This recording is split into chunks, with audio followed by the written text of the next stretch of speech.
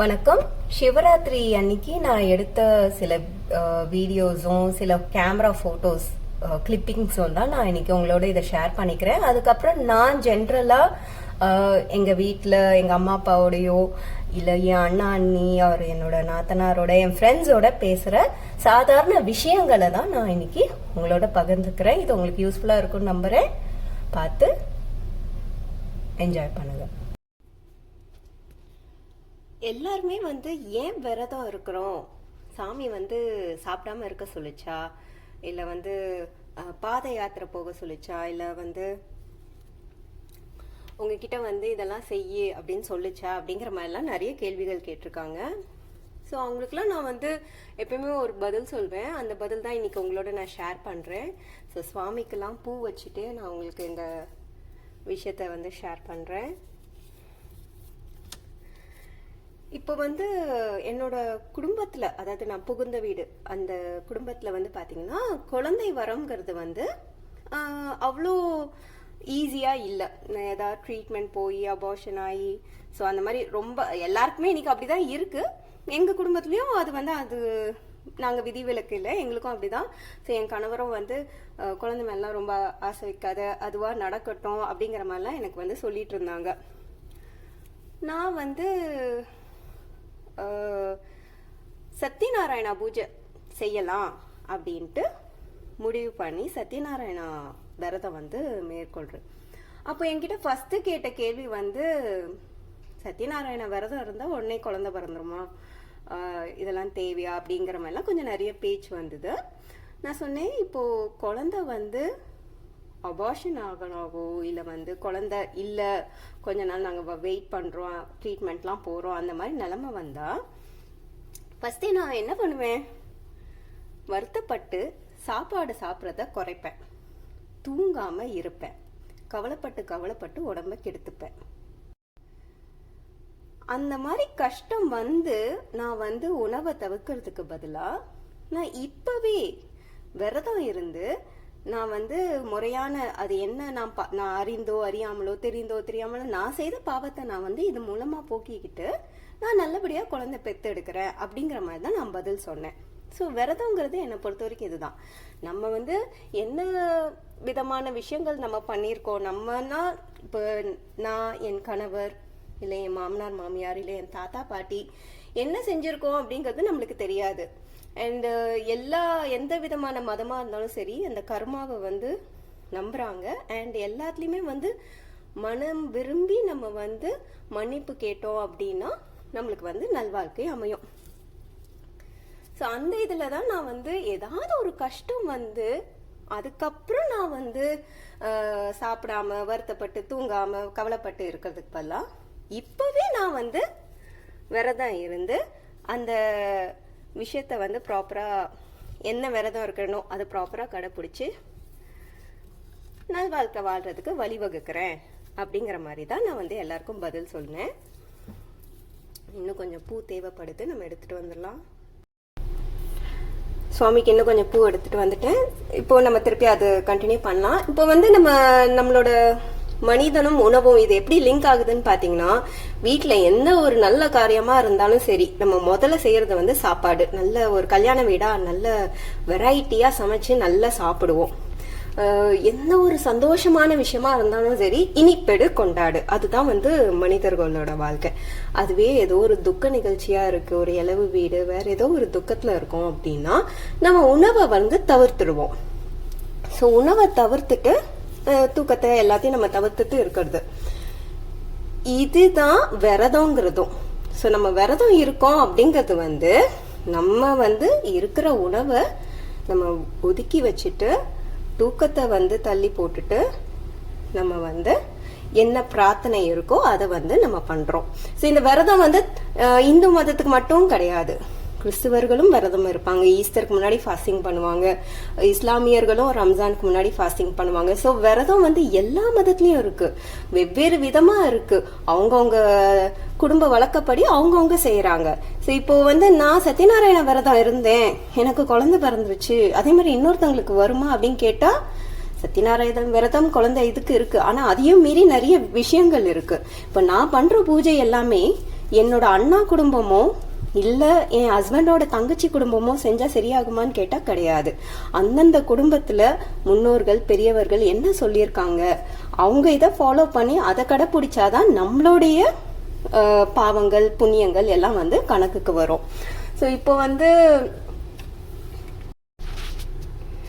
நவராத்திரி கொலு வச்சு கும்பிட்றது வந்து ஒரு குடும்ப வழக்கம் அப்படின்னா அது வந்து தலைமுறையாக அவங்க வந்து குடும்ப வழக்கப்படி அவங்க கொலு வச்சு பண்ணணும். அதுவே வெறும் அம்பால மட்டும் கும்புறது இல்லை வந்து சிவ பூஜை மட்டும் செய்கிறவங்க அந்த மாதிரி இருந்ததுன்னா அவங்க குடும்ப வழக்கப்படி செஞ்சாதான் நம்மளுக்கு வந்து பலன் கிடைக்கும். இது எப்படி பார்த்துக்கணும், எப்படி நம்ம எந்த இதில் எடுத்துக்கணும் அப்படின்னா, இப்போ வந்து எங்கள் அம்மா இருக்காங்க. நான் வந்து எங்கள் அம்மாவை சரியாக கவனிக்கல, என்னால் கவனிக்க முடியலன்னு சொல்லிட்டு நான் வந்து அவங்கள வந்து ஓல்டேஜ் ஹோமில் சேர்க்குறேன். இப்போது எனக்கு தெரியுது நான் பண்ணது தப்பு அப்படி சொல்லிட்டு நான் அதை சரி கட்டுறதுக்காக இருக்கிற ஓல்டேஜ் ஹோம்க்கு எல்லாத்துக்கும் நான் வந்து மணி மாதம் டொனேட் பண்ணுறேன்னு வச்சுக்கோங்க. இதனால நான் எங்கள் அம்மாவை சாட்டிஸ்ஃபை பண்ண முடியுமா? அவங்க வருத்தப்படுறத வந்து நான் சரி கட்ட முடியுமா? கண்டிப்பாக முடியாது. நான் எத்தனை ஓல்டேஜ் ஹோமுக்கு கொடுத்தாலும் சரி, பணம் கொடுத்தாலும் சரி, நான் எந்த விதமான உதவி செஞ்சாலும் சரி, அது புண்ணியம் தான், அது ஒரு நல்ல செயல் தான். அதனால நிறைய பேருக்கு பெனிஃபிட் ஆவாங்க. ஆனால் நான் எங்க அம்மாவை நான் கவனிக்காம மற்றதெல்லாம் நான் செஞ்சேன்னா எனக்கு அது வந்து பலன் தராது. ஸோ அந்தந்த குடும்ப வழக்கத்துல என்ன இருக்கோ அதை நம்ம பண்ணாதான் நம்மளுக்கு வந்து பலன் தரும். அதனால இந்த விரதம் பூஜையெல்லாம் அந்தந்த குல வழக்கப்படி பெரியவங்க கிட்ட முன்னோர்கள் கிட்ட கேட்டு செய்யறது நல்லது. எங்களுக்கு பெரியவங்க எதுவும் சொல்லல, எங்களுக்கு தெரியல அப்படிங்கும் போது பொதுவான விரதங்கள் சிவராத்திரி, நவராத்திரி, சத்யநாராயணா பூஜை இதெல்லாம் வந்து நம்ம பெரியவங்க அத குரு யாராவது இருப்பாங்க இல்லையா, அவங்க கிட்ட கேட்டு முறையா நம்ம வீட்டுல செய்யலாம். சரி, நான் விரதம்லாம் கரெக்டா கடைபிடிக்கிறேன், எல்லா விதமான பூஜையும் நான் செய்யறேன். ஆனாலும் நான் வந்து ரொம்ப கஷ்டப்படுறேன். எனக்கு வந்து மன நிம்மதி இல்லை, சந்தோஷம் இல்லை. இந்த மாதிரிலாம் பேசுகிறவங்களுக்கு என்னுடைய பதில் வந்து, விரதங்கிறது நம்ம உணவை தவிர்க்கிறோம், தூக்கத்தை தவிர்க்கிறோம், அவ்வளோதான். ஆனால் நல்ல எண்ணங்கள் வைக்கிறோமா அப்படிங்கிறதும் ரொம்ப ரொம்ப ரொம்ப முக்கியம்.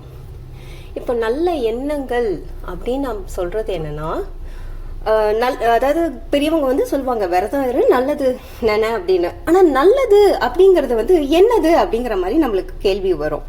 இப்போ ஒரு 2 பேர் வந்து வேலைக்கு போகிறாங்க இன்டர்வியூக்கு. ஒரு ஏழை இருக்காங்க, ஒரு பணக்காரங்க இருக்காங்க. இந்த ஏழை வந்து வேலை கிடைச்சா குடும்பமே நல்ல செழிப்பாக இருக்கும். பணக்காரனுக்கு வேலை கிடைச்சா அவன் ரொம்ப ஸ்மார்ட்டு, அவன் வந்து கம்பெனியே மேலும் மேலும் வளர வைப்பான். இப்போ யாருக்கு வேலை கிடைக்கணும், 2 பேருமே அவங்களுக்கு வேலை கிடைக்கணும்னு நினைச்சுதான் போவாங்க, அவங்கவுங்க நல்லதுக்காக நினைக்கிறாங்க. ஆனா இந்த கதையை நம்ம பேசும்போது நம்ம வந்து ஜட்ஜ் பண்ணுவோம், இல்ல அந்த ஏழைக்கு வேலை கிடைக்கட்டும், அதனால ஒரு குடும்பம் நல்லா இருக்கும், இந்த பணக்கார ஸ்மார்ட் தானே, வேற ஏதாவது இன்டர்வியூல வேலை கிடைக்கட்டும் அப்படின்னு நம்ம நினைப்போம். ஸோ இதே தான் கடவுளும் பண்றாங்க. அம்மாவும் நல்லதான் நினைக்கிறாங்க, மாமியாரும் நல்லதான் நினைக்கிறாங்க அவங்கவுங்க கண் பார்வையில. ஆனா எது கரெக்டா நல்லது அப்படிங்கிறது கடவுள் தீர்மானிக்கிறது. இப்போ நம்ம எப்படி இந்த சிச்சுவேஷன்ல தீர்மானிச்சோமோ அதே தான். இப்போ ஒரு உதாரணத்துக்கு அந்த ஏழை வந்து எனக்கு வேலை கிடைக்கணும், நான் இந்த குடும்பத்தை விட்டு முதல்ல வெளியில போகணும், நான் இந்த குடும்பத்துல வந்து இதுக்கு மேல இருக்கக்கூடாது, இதுக்கு மேல நான் இங்க கஷ்டப்படக்கூடாது, நான் வெளியில போகணும் அப்படின்னு கொஞ்சம் சுயநலமா யோசிக்கிறாங்கன்னு வச்சுக்கோங்க. அதுவே அந்த பணக்காரர் வந்து எனக்கு வேலை கிடைக்கட்டும், என்னோட சொந்த சம்பாத்தியத்துல நான் இன்னும் நிறைய பேருக்கு உதவி பண்ணணும் அப்படின்னு நினைக்கிறாங்கன்னு வச்சுக்கோங்க. இப்போ எது நல்லது, நம்ம உடனே முடிவை மாத்திடுவோம். நம்ம வந்து இல்ல அந்த பணக்காரனுக்கு வேலை கிடைக்கட்டும், இவன் வந்து சுயநலமா நினைக்கிறான், ஆனா இந்த பணக்காரனுக்கு வேலை கிடைச்சா நிறைய குடும்பம் வந்து வாழும் அப்படின்னு நம்ம முடிவை மாத்துவோம். ஸோ அந்த மாதிரி சுச்சுவேஷனுக்கு ஏத்த மாதிரி நம்ம எப்படி முடிவை மாத்துறோமோ அதே மாதிரிதான் கடவுளும் இல்ல இந்த யூனிவர்ஸும் நம்மளுக்கு திருப்பி தருது. ஸோ நம்ம நல்லது, எல்லாருமே நல்லதுதான் நினைக்கிறாங்க, ஆனா யாருக்கு நல்லது பண்ணுது, எத்தனை பேருக்கு நல்லது பண்ணுது அப்படிங்கறத பொறுத்து தான் நம்மளுக்கு பலன் அமையும். நான் எல்லாம் பண்றேன், எல்லா வித பூஜையும் பண்றேன், நான் வந்து என்ன சொல்றது, விரதம்லாம் ப்ராப்பரா இருக்கேன், எல்லா பூஜையும் பண்றேன், எல்லா வித கோவிலுக்கும் போறேன், எல்லா பரிகாரமும் பண்றேன் அப்படின்னு சொல்லிட்டு எனக்கு எதுவுமே நல்லது நடக்க மாட்டேங்குது அப்படின்னு சொன்னா அப்போ நம்ம நினைக்கிறதுல ஏதோ தவறு இருக்கு. நம்மளோட வாழ்க்கை முறையில நம்ம அன்றாடம் நினைக்கிற எண்ணங்கள்ல ஏதோ ஒரு தப்பு இருக்கு அப்படிங்கறத நம்ம உணரணும். அது என்ன ஏதுன்னு பார்த்து சரி பண்ணிக்கணும். அப்பதான் நம்மளுக்கு வந்து நம்ம பண்ற பூஜையோடையோ விரதத்தோடையோ பலன் நம்மளுக்கு கிடைக்கும். ஸோ நான் வந்து புரிஞ்சுக்கிட்டதை தான் நான் இன்னைக்கு வந்து உங்ககிட்ட பகிர்ந்துருக்கேன். ஏன் விரதம் இருக்கிறேன், ஏன் வந்து தூக்கத்தை சாப்பாடெல்லாம் திறந்துட்டு இருக்கேன் அப்படிங்கிறதுக்கான காரணம் ரொம்ப சிம்பிள். ஸோ இதை தான் நான் உங்களோட சொல்கிறேன். இப்போ காலடையா நோன்பு நான் விரதம் இருக்கேன் அப்படின்னா நான் வந்து என் கணவர் நல்லா இருக்கணும், அவர் வந்து தீர்க்காயுசாக இருக்கணும், அவர் இல்லாமல் எனக்கு வாழ்க்கை இல்லை, நான் என்னெல்லாம் வந்து துறப்பேன் அப்படிங்கிற மாதிரி யோசிச்சுட்டு தான் நான் வந்து இல்லை அவர் நல்லா இருக்கணுங்கிறதுக்காக நான் இந்த மாதிரி விரதம் இருக்கேன். ஸோ இந்த மாதிரி சிவராத்திரி பூஜை பண்ணுறோம், இல்லை நவராத்திரி பூஜை பண்ணுறோம், ஏன் குழந்தைங்க நல்லா இருக்கணும் அப்படிங்கிறது தான். ஸோ நம்ம வந்து எண்ணங்கள் வந்து நம்ம எப்பவுமே அப்படி தான் நினைப்போம். நம்ம வந்து எல்லாரும் நல்லா இருக்கணும், நம்ம சுற்றி இருக்கவங்க நல்லா இருக்கணும் அப்படின்னு தான் நம்ம நினைப்போம். ஆனால் இது வந்து ஒன் ஸ்டெப் நம்ம இன்னும் கொஞ்சம் கூடுதலாக எடுத்து வைக்கிற மாதிரியான ஒரு விஷயமா நான் பார்க்குறேன். ஸோ நான் புரிஞ்சுக்கிட்டது தான் இன்னைக்கு நான் உங்களோட பகிர்ந்துருக்கேன். இப்போ வந்து எல்லா சுவாமிக்கும் பூக்கள் வச்சாச்சு, இன்னும் கொஞ்சம் பூ இருக்குது. ஸோ இது வந்து சிவபெருமானுக்கு நம்ம அபிஷேகம் பண்ணிட்டு வைக்கிறதுக்கு நம்ம யூஸ் பண்ணிக்கலாம். ஸோ பூஜை ரூமில் வந்து கடைசி ஷெல்ஃபு நான் வந்து திங்ஸ் எல்லாம் வச்சுருப்பேன் இல்லையா, இப்போ அந்த இடத்த தான் நான் க்ளீன் பண்ணி தொடச்சிட்டு சிம்பிளாக ஒரு சிவலிங்கம் கோலம் போட்டிருக்கேன். ஸோ இங்கே தான் நான் வந்து எல்லாமே அரேஞ்ச் பண்ண போகிறேன். பிளாக் சார்ட் பேப்பர் மட்டும் நான் கொஞ்சம் அப்படி சைடில் வந்து போட்டிருக்கேன், கொஞ்சம் வெளிச்சமாக தெரியறதுக்காக. ஏன்னா நைட்லாம் பூஜை பண்ணும்போது இங்கே வெளிச்சமே இல்லாத மாதிரி இருக்கும். ஸோ அதுக்காக நான் இந்த ஒயிட் கலர் சார்ட் பேப்பர் போட்டிருக்கேன். இப்போ நம்ம வந்து ஒன்று ஒன்றா அரேஞ்ச் பண்ணிட வேண்டியதான். நான் வந்து வீலாக் கண்டினியூ பண்ண முடியாது, ஏன்னா வேலைகள் இருக்கும். பட் நான் வந்து முடிஞ்ச வரைக்கும் ஃபோட்டோஸ் எடுத்துகிட்டு நான் அதை வந்து வீடியோவோட அட்டாச் பண்ணுறேன். ஸோ இப்போ ஓரளவுக்கு நான் அரேஞ்ச் பண்ணிட்டேன். நான் வந்து சங்கு இது பண்ணியிருக்கேன், அங்கே தான் சிவபெருமான் அபிஷேகம் பண்ண அப்புறம் வைக்க போகிறேன். ஸோ அந்த மேடை இது வந்து இருக்கிற பழங்கள்லாம் வச்சுருக்கேன். தட்டு வச்சுருக்கேன் ஏன்னா பூ போடுறதுக்கு. அதுக்கப்புறம் சந்தனம், விபூதி, குங்குமம், சிவபெருமானுக்கு நேராக இருக்கிற மாதிரி மணி வச்சுருக்கேன். பஞ்சபாத்திரத்தில் தண்ணி, அதில் ஒரே ஒரு ஏலக்காய் போட்டிருக்கேன் வாசனைக்காக. அண்ட் இங்கே வந்து அர்ச்சனைக்கு பூவும் வில்வ இலையும் எடுத்து வச்சுருக்கேன். கொஞ்சம் வந்து அக்ஷதையும் எடுத்து வச்சுருக்கேன், அக்ஷதை. அதுக்கப்புறம் ஊதுபத்தி ஸ்டாண்டு, அபிஷேக பீடம், அதுக்கு ஒரு பாத்திரம், இதில் தண்ணி எடுத்துகிட்டு வரணும். ஸோ இப்போதைக்கு ஓரளவுக்கு சிவ பூஜை ரெடி ஆயாச்சு. நான் இதுக்கப்புறம் உங்களுக்கு வந்து ஃபோட்டோஸ் இது பண்ணுறேன். ஸோ இது என்னோடய புக்கு, நான் நிறைய பூஜையில் வந்து காமிச்சிருப்பேன். ஸோ இந்த சிவ பூஜை தான் இன்றைக்கி பண்ண போகிறது. ஸோ விளக்கேற்றுறதுக்கு ஆசனம், கண்ட பூஜை, அதுக்கப்புறம் கலச பூஜை, குரு தியானம், கணபதி தியானம், பிராணாயாமம், சங்கல்பம், அப்புறம் 16 வகையான உபச்சாரங்கள்.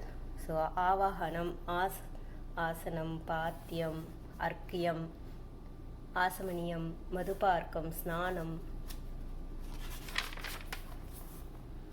வஸ்திரம், ஆபரணம், கந்தம், புஷ்பம். இது வந்து கிட்டத்தட்ட 108 அர்ச்சனை இருக்கும். தூபம், தீபம், நெய்வேத்தியம், தாம்பூலம், கற்பூர நீராஞ்சனம் சமர்ப்பயாமி. ஸோ அந்த இது. அதுக்கப்புறம் புஷ்பாஞ்சலி, எப்படி நமஸ்காரம் பண்ணுறது, பிரார்த்தனை, யதாஸ்தானம். ஸோ இதோட பூஜை முடியும். ஸோ இந்த பூஜை தான் வந்து அபிஷேகம் பண்ணதுக்கப்புறமா நாங்கள் பண்ணக்கூடிய சிவ பூஜை.